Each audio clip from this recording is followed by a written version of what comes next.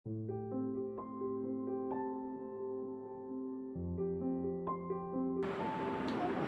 যিটো আমি চেলিব্ৰেট কৰোঁ, জন্মদিন যিটো আমি পৰ্বটো যিটো আমি পালন কৰোঁ, ইয়াৰ উদ্দেশ্যটো কি আছে? আজি জগতে বহুত প্ৰক্ৰিয়াৰে নিয়ম পালন কৰিছে, তেওঁলোকে লাখ লাখ টকা খৰচা কৰি বাৰ্থডে চেলিব্ৰেশ্যন কৰিছে, বাৰ্থডে তেওঁলোকে পালন কৰিছে, পৰ্ব উদযাপন কৰিছে। কিন্তু আচল জন্মদিন পালন কৰা মূল কাৰণনো কি? তাৰ উদ্দেশ্য আমি এটা যদি চাবলৈ যাওঁ, তেতিয়াহ'লে আদি পুস্তক 4 অধ্যায় 1 পদ কৰিব। আদি পুস্তক 4 অধ্যায় 1 পদ আমি যদি তাত চাওঁ, তাত এটা বাক্য লিখা আছে, স্বামী ভাৰ্যাৰ মাজত এটি সন্তান যেনেকুৱা আপোনালোকে পালে, তেনেকৈ পৃথিৱীৰ আৰম্ভণিতেই স্বামী ভাৰ্যাৰ মাজত এটা সন্তান পাইছিলে। আদম আৰু হাৱাৰ মাজত একটা সন্তান তেওঁলোকে পাইছিলে। আৰু তাত কি কৈছে হাৱাই, যেতিয়া সন্তানটো পালে, হিন্দীত না, যেতিয়া সন্তানটো পালে, তেতিয়া তাত হাৱাই কি কৈছে আমি চাওঁ, তাত আদি পুস্তক 4 অধ্যায় 1 পদত লিখা আছে। ইয়াত এনেধৰণে লিখা আছে, পাছে মানুহে তেওঁৰ ভাৰ্যাৰ হাৱাৰ পৰিচয় ল'লত তেওঁ গৰ্ভৱতী হৈ কন্যক প্ৰসৱ কৰিলে বুলি কৈছে।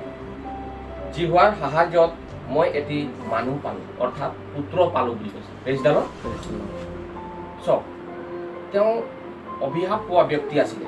ঈশ্বৰে তেওঁক পানিছমেণ্ট দিছিলে, শাস্তি দিছিলে, আৰু এটা অপশ্যন ৰাখিছিলে, যদিহে মোৰ বিধি বিধানৰ মতে চলা, আজ্ঞাৰ বশৱৰ্তী হৈ যদি চলা, নিজকে নম্ৰ হৈ যদি চলা, তেতিয়াহ'লে তুমি পৰিত্ৰাণ পাবা বুলি কৈছে। এটা অপশ্যন দিছিলে, কিন্তু সেই অপশ্যনটোৱে পালন কৰিলে হাৱাই।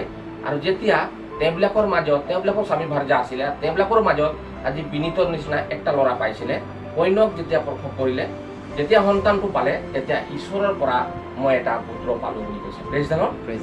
সেই দিনটো স্মৰণ কৰিবৰ কাৰণেই আমি দিনবিলাক পালন কৰিব লাগে। সেই দিনটোক যে ঈশ্বৰে যে এটা দিনত, আজি 4 বছৰ আগত আপোনালোকৰ শাহু ভাই পৰিয়ালত তেওঁবিলাকৰ দাম্পত্য জীৱনৰ মাজত এটি সন্তান যে দান কৰিছিলে, সেই দিনটো যেনেকুৱা কন্যক জন্ম দিয়াৰ সময়ত যিধৰণে হাৱাই স্মৰণ কৰিছিলে আৰু ঈশ্বৰক ধন্যবাদ দিছিলে যে আজি প্ৰভুৰ সহায়ত, প্ৰভুৰ অনুগ্ৰহত মই এটা সন্তান পালোঁ, মই প্ৰভুৰ অনুগ্ৰহত এটা মোৰ বাচ্চা এটা মই পালোঁ, ঈশ্বৰক ধন্যবাদ দিছিলে। ঠিক তেনেধৰণে সেই দিনটোক স্মৰণ কৰিবৰ কাৰণে আমি এই বাৰ্থডেবিলাক আমি চেলিব্ৰেট কৰিব লাগে, বছৰে বছৰে বাৰ্থডেবিলাক চেলিব্ৰেট কৰিব লাগে। কিন্তু মানুহবিলাক আজি ঈশ্বৰক সেই বিষয়টোক স্মৰণ নকৰি আজি ভাল ফ্ৰেণ্ডশ্বিপ ৰাখিছে, ভাল ধনী ধনী ল'ৰাবিলাক ছোৱালীবিলাক লগ সমনীয়াবিলাক ৰাখিছে। সেইকাৰণে টকা পইচা আছে, তেওঁবিলাক নিজৰ পাৱাৰটো দেখাবৰ কাৰণে, নিজৰ সৌন্দৰ্য প্ৰদৰ্শন কৰিবৰ কাৰণে, নিজৰ ধৰক আভ্যন্তৰিক বিষয়টো প্ৰদৰ্শনী কৰিবৰ কাৰণে সেই জন্মদিনবিলাক আয়োজন কৰে। আৰু সেই জন্মদিনৰ মাজতেই বহুত ৰকমৰ ফূৰ্তি ফাৰ্তা কৰে, খোৱা বোৱা কৰে, বহুত ৰকমৰ আইটেম তেওঁলোকে তাত ব্যৱহাৰ কৰে, নাচ গান কৰে, গীত গান কৰে, বহুত ৰকমৰ তেওঁলোকে এটা ভাল এটা পৰ্ব স্বৰূপে তেওঁলোকে পালন কৰে। কিন্তু আচল কথা বাইবেলত কৈছে যে ঈশ্বৰৰ অনুগ্ৰহ আৰু আশীৰ্বাদত আমাৰ দাম্পত্য জীৱনত, স্বামী ভাৰ্যাৰ জীৱনত যে এটা সন্তান আমি পালোঁ, এই দিনটোক স্মৰণ কৰিবৰ কাৰণে, সোঁৱৰণ কৰিবৰ কাৰণে আমি প্ৰতি বছৰে বাৰ্থডেটো আমি পালন কৰিব লাগে। আমি অকল মানুহক দেখাবৰ কাৰণে নহয়, ল'ৰা ছোৱালী জিদ কৰাৰ কাৰণেই নহয়, আমুকাৰ ল'ৰাৰ পাতিছে মোৰ ল'ৰা নাপাতিলে কিবা বেয়া হ'ব নেকি, এইটো কাৰণে নহয়। মূল উদ্দেশ্য এইটো হৈছে যে ঈশ্বৰে আপোনালোকৰ জীৱনত এটা সন্তান দান কৰিলে, ঈশ্বৰে আপোনালোকৰ জীৱনত মংগল কৰিলে, এটা উপহাৰ আপোনালোকৰ জীৱনত দান কৰিলে, এইটো স্মৰণ কৰিবৰ কাৰণে, সেইটো সদায় মনত ৰাখিবৰ কাৰণেই প্ৰত্যেক বছৰে এই বাৰ্থডে পৰ্বটো পালন কৰিব লাগে। Praise the lord. ঈশ্বৰে তেতিয়া ল'ৰাৰ ওপৰতো আশীৰ্বাদ কৰিব আৰু স্বামী ভাৰ্যাৰ ওপৰতো আশীৰ্বাদ কৰিব। এইটো এটা মূল বিষয়। দ্বিতীয় কথা, আমি যিবিলাক আমি উৎসৰ্গ কৰোঁ, যেনেকুৱা পৰ্বৰ দিনত আজি যিটো বাৰ্থডে চেলিব্ৰেশ্যন কৰা হৈছে, আজিৰ এই পৰ্বৰ মাজত কেক অনা হৈছে, মিঠাই অনা হৈছে, আনন্দ উল্লাসেৰে আমি কিবা আয়োজন কৰি আমি আগলৈ ৰাখিছোঁ। ঈশ্বৰে এইটো বেছি মান্যতা নিদিয়ে, এইটো এটা স্বাভাৱিক হয়। শাৰীৰিক জীৱন যাপন কৰিছোঁ, আমাক লাগে এইবিলাক, আৰু নাখাই নগৈতো আমি থাকিব নোৱাৰোঁ। ফূৰ্তিত আমি কিবা মিঠা বস্তু আমি সেৱন কৰিবই লাগিব, খাবই লাগিব, এইটো এটা স্বাভাৱিক হয়, কমন বিষয় হয়। কিন্তু ঈশ্বৰে কি কৈছে, সেই সকলোবিলাকক দৃষ্টি নকৰে বুলি কৈছে। দৃষ্টি ক'ত কৰে বুলি কৈছে, আপোনাৰ মনটোহে, আপোনালোকৰ দাম্পত্য জীৱনৰ, স্বামী ভাৰ্যাৰ জীৱনৰ মনটোহে ঈশ্বৰে বেছি গুৰুত্ব দিয়ে বা মান্যতা দিয়ে বুলি কৈছে। যিধৰণে সেই কইন আৰু হাবিল, সেই হাৱাৰ দুজন পুত্ৰ কইন আৰু হাবিল যেতিয়া জন্ম পাইছিলে, তেওঁবিলাকে দুটা পাৰ্টত তেওঁলোকে ভাগ হৈছিলে, এজন খেতিয়ক হৈছিলে আৰু এজন মেৰ ৰখীয়া ভেড়া ৰখীয়া হৈছিলে। আৰু তেওঁলোকে ঈশ্বৰক সন্তুষ্ট কৰিবৰ কাৰণে নিজৰ নিজৰ ভাগৰ তেওঁলোকৰ সেই উপহাৰবিলাক তেওঁলোকৰ ওচৰত উৎসৰ্গ কৰিছিলে, ঈশ্বৰৰ ওচৰত উৎসৰ্গ কৰিছিলে। আমি যদি দেখিবলৈ যাওঁ তেতিয়াহ'লে ছাগলী পালন কৰা ব্যক্তিজনে তেওঁ কি কৰিছিলে, নিজৰ ভাগৰ যিবিলাক পশুবিলাক আছিলে, তেলবিলাক আছিলে, সেইবিলাক উৎসৰ্গ কৰিছিলে। আৰু খেতিয়কজনক কি কৰিছিলে, নিজৰ খেতিৰ সেই ভাগবিলাক মানে ভাল ভাল ভাগবিলাক উৎসৰ্গ কৰিছিলে। কিন্তু তাত আমি দেখিবলৈ যাওঁ কইনৰ উৎসৰ্গ কৰা বিষয়বস্তুবিলাক গ্ৰাহ্য নকৰিলে, কইনকো গ্ৰাহ্য নকৰিলে, কিন্তু হেবেলৰ যিমান উৎসৰ্গ কৰা বিষয়বস্তুবিলাক গ্ৰাহ্য কৰিলে আৰু হেবেলকো গ্ৰহণ কৰিলে। আমি যদি চাবলৈ যাওঁ দুইজনে পাৰফেক্ট দিছিলে। তেওঁ খেতিয়ক আছিলে আৰু একজন আছিলে মেৰ পালক, তেওঁ পশু পালন কৰিছিলে। দুইজনে পাৰফেক্ট বস্তু দিছিলে, কিন্তু ঈশ্বৰে বস্তুলৈ দৃষ্টি নকৰে প্ৰিয়সকল, ঈশ্বৰে মনটো দৃষ্টি কৰে বুলি কৈছে। Praise the lord. আজি যিয়ে নহওক, দামৰ হওক, কম দামৰে হওক, ডাঙৰ হওক, সৰু হওক, এইটো মান্যতা নাৰাখে। কিন্তু আপোনালোকে যি আশা আৰু উদ্দেশ্য লৈ, যি স্বামী ভাৰ্যাৰ মাজত ল'ৰাটোৰ হৈ যি সংকল্প লৈ যিবিলাক উৎসৰ্গ কৰিছে, কেক উৎসৰ্গ কৰিছে, খোৱা বস্তু উৎসৰ্গ কৰিছে, তাৰ লগতে আপোনালোকে মানে একান্ত মনে নিজৰ মনটো, হৃদয়টো ঈশ্বৰৰ ওচৰত শুদ্ধৰূপে উৎসৰ্গ কৰাটো ঈশ্বৰে বিচাৰিছে। Praise the lord. এইটোহে ঈশ্বৰে বেছি মান্যতা দিছে। সেইকাৰণে কি হ'ল, হাবিলৰ কি হ'ল, নিজৰ বস্তুবিলাকো গ্ৰহণ কৰিলে আৰু হাবিলকো গ্ৰহণ কৰিলে। ঠিক তেনেধৰণে আজি এই পৰ্বৰ যোগেদি আপোনালোকে যি সংকল্প বাচ্চাটোৰ লৈ আহিছে, সকলো সংকল্পবিলাক আজি ৰিচিভ কৰিব। আপোনালোকে উৎসৰ্গ কৰা বস্তুবিলাকো আজি ঈশ্বৰে ৰিচিভ কৰিব। Praise the lord. ঈশ্বৰে এইকেইটা কথাৰ ওপৰত বেছি গুৰুত্ব দিয়ে। আমি যদি বাক্যত চাওঁ তেতিয়াহ'লে নীতিবচন হিতুপদে 22 অধ্যায় 6 পদত তাত এনেধৰণৰ বাক্য এটা লিখা আছে, ল'ৰাক চলিবলগীয়া পথ অনুসাৰে তাক শিক্ষা দিয়া, তাতে সি বুঢ়া হ'লেও তাক নেৰিব বুলি কৈছে। Praise the lord. এইটো এটা বহুত গুৰুত্বপূৰ্ণ বিষয় হয়। বাচ্চাবিলাকক আমি এনেকুৱা এটা শিক্ষা প্ৰদান কৰিব লাগিব, যি শিক্ষাটো এনেকুৱা হ'ব লাগিব, সেই শিক্ষাৰ যোগেদি সি বুঢ়া হ'লেও তাক ত্যাগ কৰিব নোৱাৰে। সেইটো হৈছে একদম ঐশ্বৰিক শিক্ষা, পাৰফেক্ট শিক্ষা। সেইটো আপুনি জগতত ঘূৰি ফুৰিলে, সেইটো আপুনি কোনো পুৰোহিতৰ ওচৰত, কোনো এই বামুণৰ ওচৰত, কোনো শিক্ষকৰ ওচৰত, কোনো লেকচাৰৰ ওচৰত, কোনো অধ্যাপকৰ ওচৰত আপুনি ঘূৰি ফুৰি এই শিক্ষাবিলাক আহৰণ কৰিম বুলি ক'লে আপুনি নাপাব। এইটো হৈছে ঐশ্বৰিক শিক্ষক। আৰু এই শিক্ষাটো আহৰণ কৰিবলৈ হ'লে আপুনি বাইবেলৰ পৰা পাব। ঐশ্বৰিক শিক্ষাটো যদি আহৰণ কৰিব বিচাৰে তেতিয়াহ'লে আপুনি বাইবেলৰ পৰা সেই ঐশ্বৰিক শিক্ষাটো কালেক্ট কৰক আৰু নিজৰ ল'ৰা ছোৱালীটোক, নিজৰ বাচ্চাটোক সেই শিক্ষাৰে প্ৰতিপালন কৰক। সেইকাৰণে কৈছে ল'ৰাক চলিবলগীয়া পথ অনুসাৰে শিক্ষা দিয়া। ল'ৰা কোনটো দিশত গৈছে? আজি বিনীত 4 বছৰ হৈ গ'ল, পৰ্যায়ক্ৰমে বৃদ্ধি হৈ আছে, আজি ডাঙৰ দীঘল হৈ আছে, জ্ঞানত বৃদ্ধি হ'ব, শাৰীৰিক ৰূপে বৃদ্ধি হ'ব, কিন্তু কোনটো পথত তেওঁ গতি কৰি আছে সেইটো মাতৃ আৰু পিতৃয়ে সদায় লক্ষ্য কৰাটো প্ৰয়োজন আছে। কোনটো দিশত গতি কৰি আছে? সেইকাৰণে মাকৰ আৰু পিতৃৰ সেইটো এটা প্ৰধান কৰ্তব্য আছে, নিজৰ ল'ৰাটোক যাতে তেওঁ চলিবলগীয়া পথ অনুসাৰে শিক্ষাটো আমি প্ৰদান কৰিব লাগিব। যি শিক্ষা নেকি সেই বুঢ়া হ'লেও তাক কেতিয়াও এৰিব নোৱাৰে। Praise the lord. এইটো হৈছে ঐশ্বৰিক শিক্ষা, ঈশ্বৰৰ শিক্ষাবিলাক, বাইবেলৰ যিবিলাক শিক্ষাবিলাক আছে, আধ্যাত্মিক যিবিলাক শিক্ষা আছে, সেই শিক্ষাৰে আমাৰ ল'ৰা ছোৱালীবিলাক আমি প্ৰতিপালন কৰিব লাগিব। উদাহৰণস্বৰূপে যদি আমি চাওঁ, আজি বহুত ল'ৰা ছোৱালীবিলাকে গ্ৰেজুৱেট কৰিছে, BA কৰিছে, BCom কৰিছে, BSc কৰিছে, MCom কৰিছে, PhD কৰিছে, MPhil কৰিছে, কিন্তু যদি চাবলৈ যাওঁ কিন্তু তেওঁবিলাকৰ মাজতো জ্ঞানৰ অভাৱ আছে। কি কাৰণে?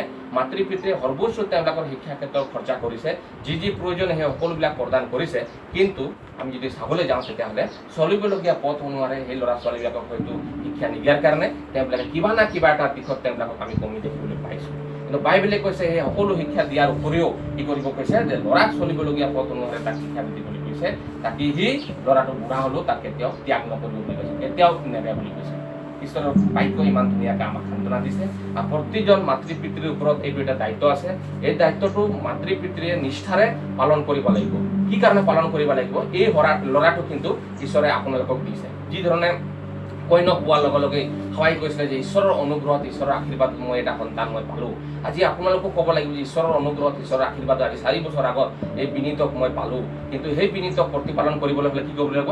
ঈশ্বৰৰ আশীৰ্বাদৰ ল'ৰাটো যদি পাইছোঁ, তে ঈশ্বৰৰ শিক্ষাৰ যোগেদি আমি প্ৰতিপালন কৰিব লাগিব। যি শিক্ষাৰ যোগেদি ল'ৰাটোৱে কেতিয়াও এই জগতত এক্সিডেণ্ট নহয় বা বিমুখত নপৰে, সমস্যাত নপৰে, সদায় সত্য ৰাস্তাৰ যাত্ৰী যাতে হ'ব পাৰে। এই উদ্দেশ্য আৰু লক্ষ্য ৰাখি মাতৃ পিতৃয়ে ল'ৰা ছোৱালীবিলাকক শিক্ষা দিব লাগিব। আৰু সেই শিক্ষাটো যদি নাথাকে তেতিয়াহ'লে প্ৰিয়সকল, বাইবেলে কৈছে যে জগতৰ যিটো জ্ঞান এমফিল কৰা ব্যক্তি যদি থাকিব পাৰে, PhD কৰা ব্যক্তি যদি থাকে, তেতিয়াহ'লে বাইবেলে কৈছে সেই শিক্ষাবিলাকক, সেই জ্ঞানবিলাকক মই মূৰ্খৰ লগত তুলনা কৰিছোঁ বুলি কৈছে। প্ৰেজডালত ইমান ডাঙৰ কথা, যিমান গ্ৰেজুৱেশ্যন ব্যক্তি নহওক, কিন্তু সেই শিক্ষাবিলাক কি কৈছে বাইবেলৰ লগত তুলনা কৰিছে, যে সেই শিক্ষা মূৰ্খৰ লগত তুলনা কৰিছে। ঈশ্বৰৰ বাক্যৰ যোগেদি পৰিপাক্য হোৱাটো ঈশ্বৰে বিচাৰিছে, ঈশ্বৰৰ বাক্যৰ জ্ঞানত জ্ঞানী হোৱাটো ঈশ্বৰে বিচাৰিছে। যিদৰে চলোমনৰ নীতি বচনত আমি পাইছোঁ, চলোমন সৰ্বশ্ৰেষ্ঠ জ্ঞানী ব্যক্তি একজন আছিলে। পৃথিৱীত তেনেকুৱা জ্ঞানী ব্যক্তি কোনো নাছিলে, জ্ঞানী ব্যক্তি আছিলে। কিন্তু সৰ্বোচ্চ পোৱাৰ উপৰিও যেতিয়া ৰাজ্য তেওঁৰ ওপৰত দিয়া হ'ল, তেতিয়া চলোমনে কি কৰিলে, ঈশ্বৰৰ ওচৰত আকৌ নিজকে নীল ডাউন কৰিলে, আকৌ ঈশ্বৰৰ ওচৰত তেওঁ নিজকে শৰণাগত হ'ল আৰু ঈশ্বৰৰ ওচৰত তেওঁ প্ৰাৰ্থনা কৰিলে যে প্ৰভু, তুমি সেই সকলোবিলাক মোক দিছা, ৰাজ্য দিছা, মোক সকলো জ্ঞানবিলাক মোৰ ওচৰত আছে, মোক অধিকাৰ দিছা, কিন্তু তোমাৰ সেই ঐশ্বৰিক জ্ঞান আৰু বুদ্ধি মোৰ জীৱনত নাই। সেই জ্ঞান আৰু বুদ্ধি তুমি মোৰ ওপৰত প্ৰদান কৰা। সেই জ্ঞান আৰু বুদ্ধিৰ অভাৱত মই আজি এইখন ৰাজ্য মই পৰিচালনা কৰিব নোৱাৰিম, তাৰ সেই দেশখন মই চলাব নোৱাৰিম। ঈশ্বৰে তেওঁক দেখা দিলে আৰু কৈছে, মই ভাবিছিলোঁ যে ইমানখিনি দিয়াৰ উপৰিও যে তুমি যে বেলেগ কিবা বিচাৰিছা বুলি মই ভাবিছিলোঁ, কিন্তু তুমি এই সকলোবিলাক নিবিচাৰিলা, তুমি জ্ঞান আৰু বুদ্ধিহে বিচাৰিলা বুলি কৈছে। প্ৰেজডালত আজি আপুনি আৰু মই মোৰ ল'ৰা ছোৱালীবিলাকক ঈশ্বৰৰ কাৰণে, এই ল'ৰা ছোৱালীবিলাকৰ কাৰণে ঈশ্বৰৰ পৰা সেই জ্ঞান আৰু বুদ্ধিটো আমি আহ্বান কৰিব লাগিব, সেই আশীৰ্বাদটো আমি ৰিচিভ কৰিব লাগিব। ল'ৰা অবিহনে আমি দেশখনটো বাদেই দিয়ক, নিজৰ ব্যক্তিগত জীৱনটোকো আমি পৰিচালনা কৰিবলৈ নোৱাৰিম, নিজৰ পৰিয়ালটোকো আমি পৰিচালনা কৰিব নোৱাৰিম। সেইকাৰণে ঈশ্বৰৰ আশীৰ্বাদ অনুগ্ৰহ ৰিচিভ কৰিবলৈ হ'লে ঈশ্বৰৰ ওচৰত আমি যেনেকৈ চলোমন ৰজাই ইমান জ্ঞানী হোৱা হেতুকে নিজকে ঈশ্বৰৰ ওচৰত শৰণাগত হ'ল, নিজকে নীল ডাউন কৰিলে আৰু ঈশ্বৰৰ সেই বুদ্ধিবিলাক, সেই জ্ঞানবিলাক পুনৰাই উপচি পৰা আশীৰ্বাদ তেওঁ লাভ কৰিবলৈ পালে। প্ৰেজডালত সেইটো মাতৃ পিতৃৰ ওপৰত গধুৰ এটা দায়িত্ব আছে। ল'ৰা ছোৱালী আজি যিয়ে শিকাম আমি সেইটোৱে শিকিব, ল'ৰা ছোৱালী যিটো আমি কম সেইটোৱে তেওঁ কৰি কৰি গৈ থাকিব, যিটো আদৰ্শ মাতৃ পিতৃ দেখুৱাব সেই আদৰ্শটোৱে লৈ যাব। আমি খ্ৰীষ্টিয়ান হিচাপে নামাকৰণ হৈ পিনি আমি প্ৰাৰ্থনা ভৱনত আহিছোঁ, চাৰ্জত গৈছোঁ, প্ৰাৰ্থনা কৰিছোঁ, দান বৰঙণি কৰিছোঁ, সেইটো স্বাভাৱিক হিচাপে যদি আমি কৰি আছোঁ, তো আমাৰ ল'ৰা ছোৱালীবিলাকো সেইটোকে ফ'ল' কৰিম। কিন্তু ঈশ্বৰৰ ওচৰত মাতৃ পিতৃ হিচাপে কি ধৰণে উৎসৰ্গিত হৈছে, কি ধৰণে আপোনালোকে নিজকে ছেক্ৰিফাইচ কৰিছে, সেইটো ল'ৰা ছোৱালী দেখিবলৈ পাব লাগিব। কি ধৰণে মোৰ মা আৰু মোৰ দেউতাই ঈশ্বৰৰ ওচৰত লাগি আছে, কি ধৰণে মোৰ মা আৰু দেউতা খ্ৰীষ্টিয়ান জীৱন যাপন কৰি আছে, সেইটো ল'ৰাটো যেতিয়া বৃদ্ধি হৈ থাকিব, সেইটো অনুকৰণ কৰি থাকিব। যদি আমি ভালকৈ কৰি আছোঁ, তেতিয়াহ'লে নিশ্চয় আশা ৰাখোঁ যে আমাৰ ল'ৰা ছোৱালীবিলাকো আমাৰ নিচিনা, আমি যেনেকৈ শুদ্ধৰূপে ঈশ্বৰৰ সেৱা আৰাধনা কৰিছোঁ, ঈশ্বৰৰ সকলো নিয়ম প্ৰণালীবিলাক পালন কৰিছোঁ, সেইমতে আমাৰ ল'ৰা ছোৱালীবিলাকে কি কৰিব, আমাক ফ'ল' কৰিব আৰু সঁচা একজন পাৰফেক্ট খ্ৰীষ্টিয়ান ব্যক্তি হিচাপে সেই ল'ৰাটো এদিন চিনাকি দিবৰ কাৰণে সক্ষম হ'ব। প্ৰেজডালত ঈশ্বৰৰ বাক্য আমাক এনেধৰণে এটা ভাল ছাজেশ্যন এটা দিছে, ভাল এটা উপায় আমাক দিছে যে নিজৰ ল'ৰা ছোৱালীবিলাকক আমি কি ধৰণে পৰিচালনা কৰিব লাগিব।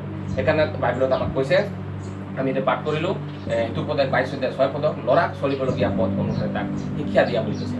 কোনখন ৰাস্তাত তেওঁ গতি কৰি আছে, কেনেধৰণৰ লগ সংগবিলাকৰ লগত আছে, কেনেকুৱা স্কুলত তেওঁ অধ্যয়ন কৰি আছে, গোটেই বিষয়টোক আমি চকু দিব লাগিব।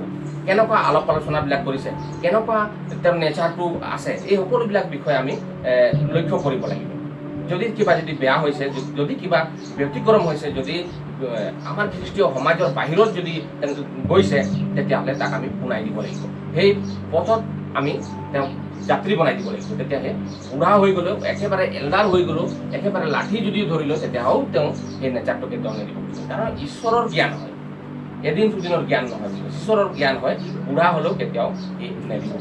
প্ৰেজডালত ঈশ্বৰৰ বাক্য আমাক এনেধৰণে ক'বলৈ গৈছে। দ্বিতীয় কথা আমি চতুৰ্থ কথা যদি চাবলৈ যাওঁ, তেতিয়াহ'লে ভজন সংগীতা গীতমালা 127 পদ এবাৰ পাঠ কৰিব, হিন্দীত পাঠ কৰিব।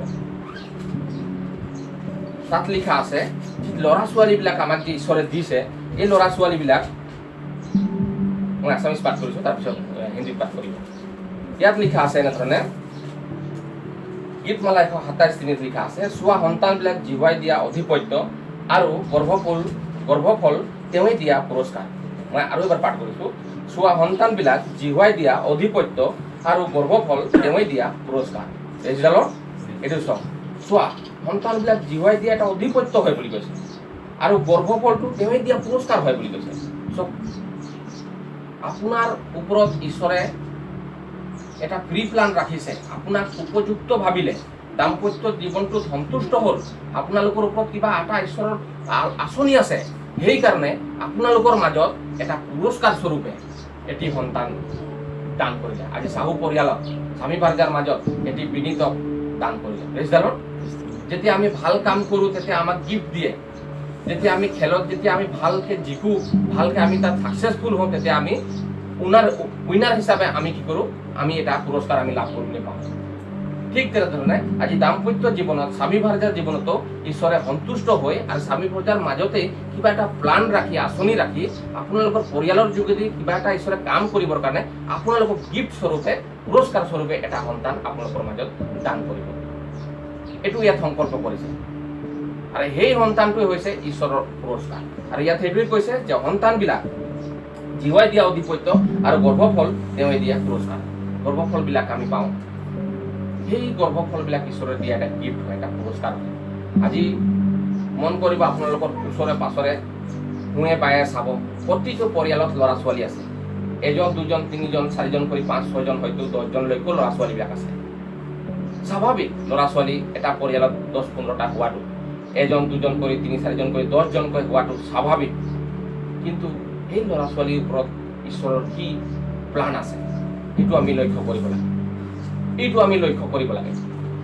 আজি আপোনালোকৰ মাজত আজি 4 বছৰ অতিক্ৰম কৰিলে, কিন্তু 4 বছৰৰ ভিতৰত এতিয়া ধৰক আপোনালোকৰ ল'ৰা ছোৱালীৰ মাজত কোনো ধৰণৰ সমস্যা নাই, কোনো ধৰণৰ বাধা নাই। ল'ৰাটো যিদিনা শাৰীৰিক দিশত বৃদ্ধি হৈছে, আত্মিক দিশতো বৃদ্ধি হোৱাটো ঈশ্বৰে বিচাৰিছে। এনেই নহ'লে ফুফুলা কাঠস্বৰূপে আমি যদি বৃদ্ধি হৈ যাওঁ, গছজোপা যদি ফুফুলা ৰূপে বৃদ্ধি হৈ যায়, যেতিয়া মানে বতাহ ধুমুহা আহিব তেতিয়া গছজোপা গুৰিৰ পৰা ভাঙি যাব। সেইকাৰণে বাইবেলে কৈছে যে আত্মিক শিক্ষাৰে বলৱন্ত হোৱা, আত্মিক শিক্ষাৰে মজবুত হোৱা, আত্মিক বুদ্ধিৰে বলৱন্ত হোৱা, মজবুত হোৱা, টাইট হোৱা বুলি কৈছে। আৰু সেইটো পুৰস্কাৰটো হৈছে ঈশ্বৰৰ যি অনুগ্ৰহ আপোনালোকৰ জীৱনত দান কৰিছে পুৰস্কাৰ স্বৰূপে আপোনাৰ সন্তান। আৰু এই সন্তানটোকে পুৰস্কাৰ স্বৰূপে যেতিয়া আপুনি পাইছে, সেই পুৰস্কাৰটোকে আপুনি কেনেকৈ যতনত আপুনি ৰাখিব লাগিব। আমি পুৰস্কাৰ যদি কিবা এটা পাই, গিফ্ট এটা কলম যদি আমাক গিফ্ট দি দিয়ে কিমান ভাল লাগে। আমি পইচা দি যদি ক্ৰয় কৰোঁ, 100 টকাত যদি এটা পেন আমি কলম এটা কিনো, আৰু কোনোবাই যদি আমাক 10 টকীয়া পেন এটা যদি আমাক গিফ্ট কৰি দিয়ে, সেইটোক বেছি আমি সন্মান দিওঁ। কি কাৰণে? কোনোবা এজনে মোক ভাল পাই পিনেহে মোক সেইটো গিফ্ট কৰিছে। কোনোবাই আপোনাক ভাল পাইছে এই কাৰণে এইটো গিফ্ট কৰিছে, এনেই গিফ্ট নকৰে 10 টকা পইচা। কিন্তু আপুনি গিফ্ট পোৱা সেই 10 টকীয়া বস্তুটোক আপুনি বহুমূল্য ভাবি আপুনি সুৰক্ষিত জেগাত ৰাখিব, চফা জেগাত ৰাখিব, সহজ যত্নৰে ৰাখিব। লাগিলে আপুনি ক্ৰয় কৰা 100 টকীয়া সেই কলমটো আপুনি ক'ৰবাত পেলাই দিব পাৰে, ৰাখি দিব পাৰে, কিন্তু গিফ্ট কৰা সেই কলমটোক আপুনি সহজ যত্নৰে ৰাখিব। স্বাভাৱিক কথা। সেইধৰণে ঈশ্বৰে আপোনালোকৰ পৰিয়ালত গিফ্ট কৰিছে। ঈশ্বৰে আপোনালোকৰ পৰিয়ালত আপোনাৰ গৰ্ভফলত, আপোনাৰ গৰ্ভত এটি সন্তানক উপহাৰ স্বৰূপে আগবঢ়াইছে। আপোনাক ভাল পাইছে, আপোনাৰ পৰিয়ালটোৰ যোগেদি ঈশ্বৰে কিবা কাম কৰিবলৈ বিচাৰিছে। এই সন্তানৰ যোগেদি কিবা এটা আঁচনি ঈশ্বৰৰ ওপৰত আছে, সেইকাৰণে আপোনালোকৰ পৰিয়ালত এই বিনীতক প্ৰদান কৰিলে। সেই উপহাৰটো আপোনালোকে কিমান যত্নৰে ৰাখিব লাগিব, কিমান যত্নৰে ৰাখিব লাগিব চিন্তা কৰক। মানুহে দিয়া পুৰস্কাৰটো আমি কেনেকৈ যত্নত ৰাখোঁ, ঈশ্বৰে দিয়া পুৰস্কাৰটো কিমান যত্ন ৰাখিব লাগিব। ঈশ্বৰে ভাল পাই দিছে আপোনাক, আপোনালোকৰ পৰিয়ালত বিনীতক ভাল পাই দিছে, তো আপোনালোকে সেই সন্তানটো কেনেকৈ প্ৰতিপালন কৰিব লাগিব। তেওঁৰ চলিবলগীয়া পথ অনুসাৰে আপোনালোকে শিক্ষা দিব পাৰিবনে? যি শিক্ষা তেওঁ বুঢ়া হ'লেও কেতিয়াও ত্যাগ নকৰিব, সেই শিক্ষাৰে প্ৰতিপালন কৰাটোহে ঈশ্বৰে আপোনালোকৰ পৰা বিচাৰিছে, আৰু প্ৰতিটো মাতৃ পিতৃৰ পৰাই বিচাৰিছে। আজি বহুত পৃথিৱীত থকা যিমান মাতৃ পিতৃসকল আছে, ল'ৰা ছোৱালীবিলাকে বিভিন্ন জগতিক কাম কাজবিলাকত আবদ্ধ হৈ জাগতিক বিষয়বস্তুবিলাক সেৱন কৰি নিজকে স্বভাৱহীন ব্যক্তি হিচাপে, যুৱক যুৱতী হিচাপে চিনাকি দিছে। ঈশ্বৰে কিন্তু আপোনাৰ মোৰ পৰা এইটো বিচৰা নাই। আৰু যিমান মাতৃ পিতৃ আছে পৃথিৱীত, কোনো মাতৃ পিতৃৰ পৰা সেইটো বিচৰা নাই। প্ৰত্যেকজন ল'ৰা ছোৱালীক যাতে সুশিক্ষাত বৃদ্ধি কৰা, আত্মিক জ্ঞানে বৃদ্ধি কৰা, চিধা ৰাস্তাত যাতে তেওঁলোকক পৰিচালনা কৰা, এইটোহে ঈশ্বৰে মাতৃ পিতৃবিলাকৰ পৰা বিচাৰিছে। আজি বিনীতক মই যিমানেই কথা কওঁ, চলাওঁতাসকলে যিমানেই কথা কওঁ, বিনীত আজি কাণ নিদিব, কেয়াৰ নকৰিব। এই কথাবিলাক আপোনালোকে ৰিচিভ কৰিব লাগিব আৰু আপোনালোকৰ যোগেদিয়ে তাত বিনীতলৈ কনভাৰ্ট হ'ব। বিনীতক আমি যিমান কৈ থাকিলেও বিনীত নুশুনে, কাৰণ বয়সত সৰু আছে, শুনিলেও গধূলি সময়ত পাহৰি যাব পাৰে। সেইকাৰণে ঈশ্বৰৰ বাক্য আজি আপোনালোকক কোৱা হৈছে, আপোনালোকে ল'ৰা ছোৱালীবিলাকক যাতে সুশিক্ষাত প্ৰতিপালন কৰক। তেতিয়া জীৱনত আপোনালোকে যি আশা ৰাখিছে, আপোনালোকে যি সংকল্প ৰাখিছে ল'ৰা ছোৱালীৰ ওপৰত, সেই সংকল্প সিদ্ধ হ'ব। আমি যদি বাক্যত চাওঁ, তেতিয়া 1 সামুৱেল 1 অধ্যায় 1 পদৰ পৰা পঢ়িলে গম পাব তাত এগৰাকীৰ মাতৃৰ বিৱৰণ আমি জানো। এই মাতৃগৰাকী হৈছে হান্না। মাতৃগৰাকীৰ বাচ্চা নাছিলে, তেওঁ আশা কৰিছিলে মই বাচ্চা পাম বুলি, বহুত প্ৰাণপণে চেষ্টা কৰিও বাচ্চা পোৱা নাছিলে। কিন্তু হান্না সিদ্ধান্ত ল'লে যে মোৰ যদি বাচ্চা হ'ব, মোৰ যদি ল'ৰা ছোৱালী হয়, তেতিয়াহ'লে মই ঈশ্বৰৰ কাৰণে বিবাহ কৰিম। যিধৰণে হাৱাৰ যেতিয়া বাচ্চা হ'ল, হাৱাই কৈছে ঈশ্বৰৰ অনুগ্ৰহত মই এটা বাচ্চা পালোঁ। ঠিক তেনেধৰণে হান্নাই কৈছে যদিহে বাচ্চাটো মই পাম, তেতিয়া প্ৰভু মই তোমাৰ কামৰ কাৰণে মই ব্যৱহাৰ কৰিম। আৰু ঈশ্বৰৰ কামৰ কাৰণে ব্যৱহাৰ হোৱা ল'ৰা কেতিয়াও বেয়া নহয়। ঈশ্বৰৰ কামত নিয়োগ হোৱা ব্যক্তিজন কেতিয়াও বেয়া নহয়। সদায় জগততকৈ সৰ্বশ্ৰেষ্ঠ সন্মানীয় ব্যক্তি হ'ব। সেইকাৰণে হান্নাই সংকল্প কৰিলে মোৰ যদি ল'ৰা হয়, প্ৰভু মই আপোনাৰ কামৰ কাৰণে মই ব্যৱহাৰ কৰিম।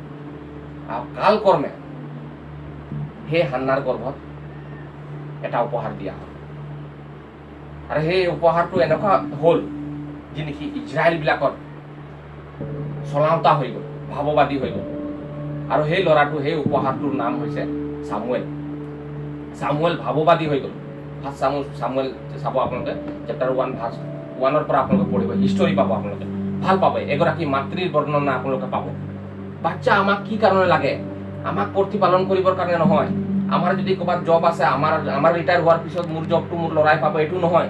আমি যেতিয়া বুঢ়া বুঢ়ী হৈ যাম, তেতিয়া ল'ৰা ছোৱালীবিলাকে আমাক কামানি কৰি আমাক খুৱাব, এইটো কাৰণে নহয়। আমাক তেতিয়া আমি যেতিয়া বয়সত যেতিয়া বহি যাম, তেতিয়া ক'ৰবাত তেওঁবিলাকে কাম চাম কৰি পইচা পাতিবিলাক আনি আমাক ধৰাব, এইটো কাৰণে নহয়। আমি যেতিয়া বিপদত পৰি যাম, তেতিয়া আমাক যে আমাক ল'ৰাটো আহি লাঠি ধৰাই দিব, এইটো কাৰণে নহয়। আমাৰ উদ্দেশ্য আৰু লক্ষ্য এইটো থাকিব লাগিব যে আমাৰ ল'ৰাটো এজন পাৰফেক্ট আৰু ভাল আৰু ঈশ্বৰৰ দাস হিচাপে প্ৰতিটো সমাজত, পৃথিৱীত যাতে চিনাকি দিবলৈ সক্ষম হয়, এইটো উদ্দেশ্য আৰু লক্ষ্য থাকিব লাগিব।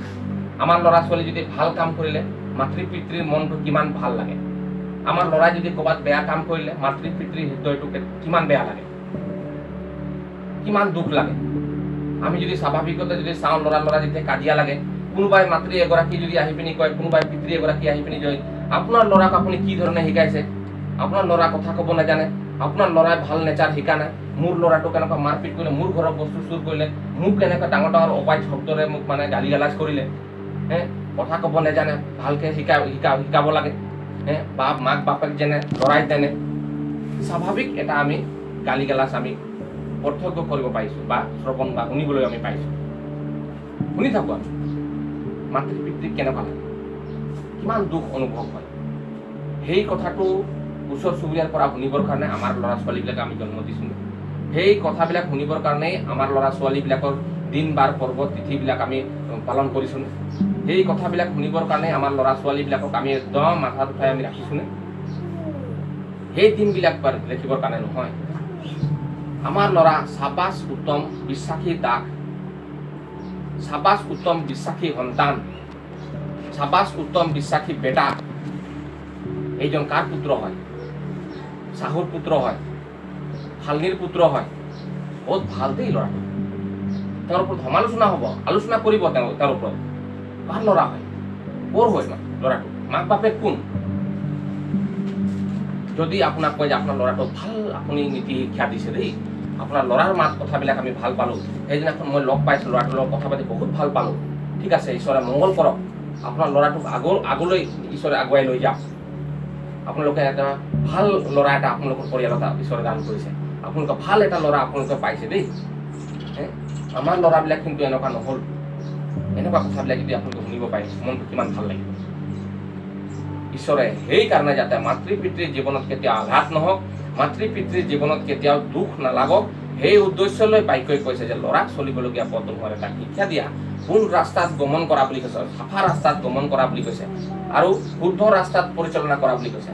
তেনেকুৱা শিক্ষাবিলাক প্ৰদান কৰা বুলি কৈছে, নীতি শিক্ষা, ভাল শিক্ষাবিলাক দিয়া বুলি কৈছে, যি শিক্ষাৰ যোগেদি ল'ৰা কেতিয়াও মানে বুঢ়া হৈ গ'লেও তাক ত্যাগ কৰিব নোৱাৰে বুলি কৈছে। Praise the lord, hallelujah, hallelujah. কিমান ভাল কথা আমাক কৈছে।